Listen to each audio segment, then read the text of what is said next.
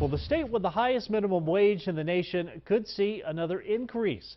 The Washington State House voted to raise the state's hourly rate to $12 an hour. Reporter Carol Zinke talked to a local business owner and employee on how this could affect them. Currently, Washington State's minimum wage is $9.47 an hour. Representatives voted to raise it over a 4-year period in a series of 50-cent hikes. Bruce Finch is a widely respected business owner in the Lewis-Clark Valley. He owns 12 restaurants as well as a catering and event rental business in Washington and Idaho. I asked him what raising the minimum wage in Washington would mean for his business. For me, it would mean probably going out of business.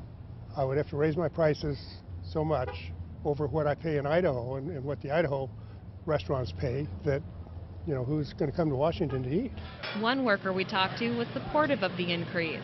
For me, personally, from my standpoint, it's a good thing because the more minimum wage goes up, the more money I make as a server because I am working for minimum wage. So it's a good thing in my mind. Under Washington's current law, the minimum wage goes up every January with inflation. The Employment Security Department says this year's minimum wage hike affected more than 67,000 workers. Finch says he wants to pay his workers more, but it's difficult when there's a discrepancy of what it costs an owner to operate a business in Washington versus in Idaho. Idaho has what's called tip-off setting, where you adjust their minimum wage to what they make in tips. Washington doesn't even allow tip-off setting. Governor Jay Inslee watched the House floor debate in person. Democrats said they sponsored the legislation to help low-income workers, and Republicans argued the bill would cut profits and lead to higher prices and fewer jobs. Reporting in Clarkston, Carol Zinke, KLEW News. And next, the bill goes to the state Senate for consideration.